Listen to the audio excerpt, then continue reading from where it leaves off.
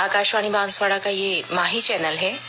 FM band 101.3 megahertz पर प्रातः के 7:20 हुए हैं।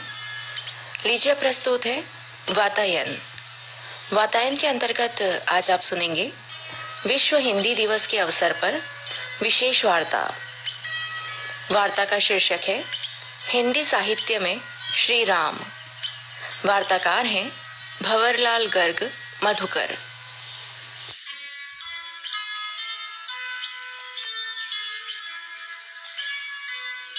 आप सभी को विश्व हिंदी दिवस की हार्दिक शुभकामनाएं।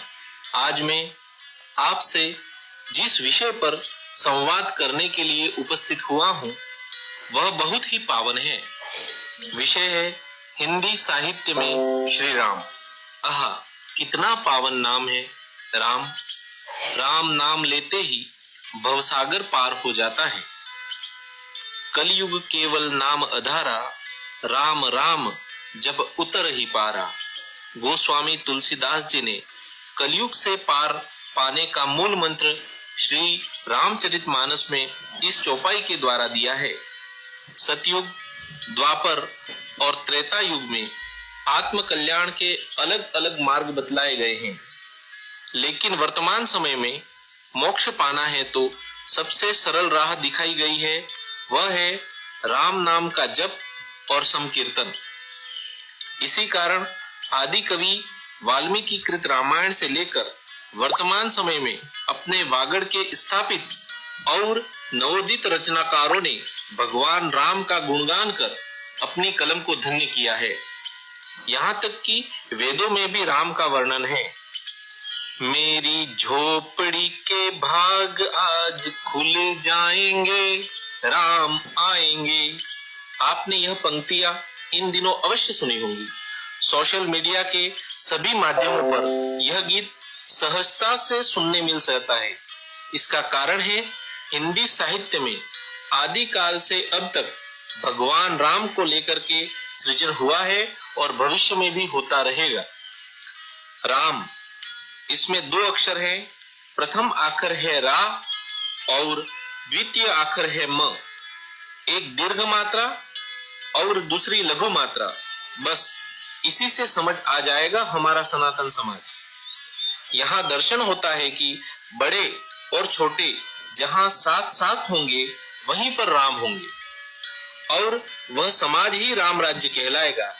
राम की महिमा का वर्णन न केवल हिंदू साहित्य वरन जैन व सिख साहित्य में भी राम का बखान किया गया है।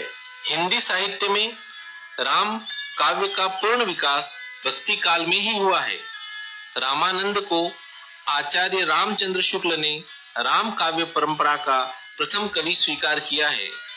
वे विनय और स्तुति के पद बनाकर गाया करते थे।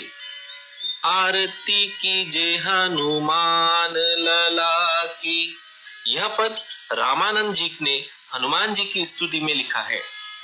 साहित्य आकाश के केंद्र में रहा है वह नाम। अपनी अपनी लेखनी, अपने अपने राम। रमते कणे कणे इति रामः, यानी कण कण में जिनका वास है वही राम है। शायद यही वजह है कि मर्यादा पुरुषोत्तम राम सदियों से साहित्य के केंद्र में रहे हैं।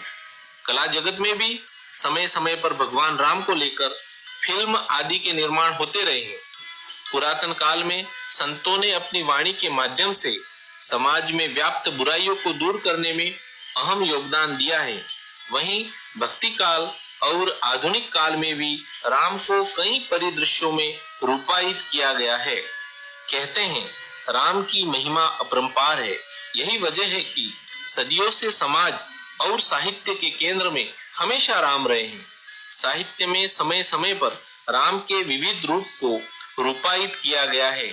यह कहना अतिशयोक्ति नहीं होगी कि राम के ऊपर जितनी रचनाएं संभव हुई हैं, शायद किसी अन्य आराध्य देवी देवताओं पर हुई हो। साहित्य आकाश में मर्यादा पुरुषोत्तम राम को विविध रूपों में रूपायित किया गया है। साहित्य में राम के स्वरूप को अलग अलग रूपों में उकेरा गया है। अब बात करते हैं महान साहित्यकार और संत गोस्वामी तुलसीदास के राम कहा गया है कि जन्म के समय तुलसीदास जी रोए नहीं थे, बल्कि उनके मुख से राम शब्द निकला था और मुंह में 32 दांत थे। इस अद्भुत बालक को देखकर माता पिता काफी चिंतित थे। तुलसीदास राम के अनन्य भक्त थे।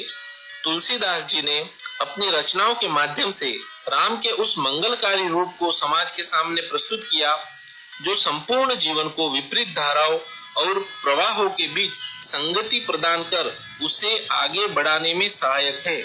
कहा जाता है कि तुलसीदास ने राम भक्ति के निरूपण को अपने साहित्य का उद्देश्य बनाया। तुलसीदास जी ने राम भगवान का वर्णन करते हुए मंगल भवन अमंगल हारी, द्रवहु दशरथ अजीर बिहारी, होई सोई जो राम रचि राखा, को करी तर्क बढ़ावे शाखा। अर्थात जो सुख के सागर है, मंगल करने वाले और अमंगल दूर करने वाले हैं, वो दशरथ नंदन श्री राम हैं। वो मुझ पर अपनी कृपा करे। इसके साथ ही तुलसीदास जी लिखते हैं, जीवन में वैसा ही होगा जैसा भगवान राम ने रचा है। फिर क्यों हम बेकार में सोचकर अपना वक्त बर्बाद करें। इसे कोई टाल भी नहीं सकता जिसे भगवान राम ने रच दिया है। भक्ति काल में राम को केंद्र में रखकर कई कालजयी रचनाएं लिखी गई हैं। एक और तुलसी सगुण रूप की उपासना करते हैं, तो वहीं दूसरी ओर अक्खड़ फक्कड़ और वाणी के डिक्टेट समाज में व्याप्त बाह्य आडंबर मिटाने के लिए भक्ति काल में निर्गुण राम का सहारा लेते हैं। एक और कबीर लिखते हैं, कबीरा कुत्ता राम का, मोतिया मेरा नाम, गले राम की जेवरी, जित खेचे तित जाऊं। अर्थात कबीरदास जी कहते हैं कि मैं राम का भक्त हूँ, मेरे गले में राम नाम की जंजीर पड़ी है, वह जिधर ले जाते हैं मैं उधर ही चला जाता हूँ। इसके अलावा कबीर कहते हैं, घाट घाट राम बसत है भाई, बिन ज्ञान नहीं देत दिखाई, और आत्म ज्ञान जाहि घट होई, आत्म राम को चिन्हे सोई, कस्तूरी कुंडल बसे मृग ढूंढे वन माही।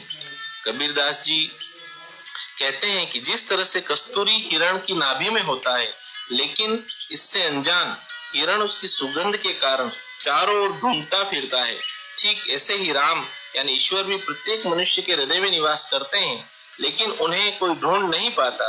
उन्हें ढूंढने के लिए अलग अलग स्थानों पर जाते हैं।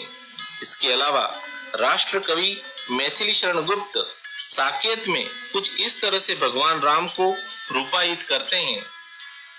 राम तुम मानव हो, ईश्वर नहीं हो क्या?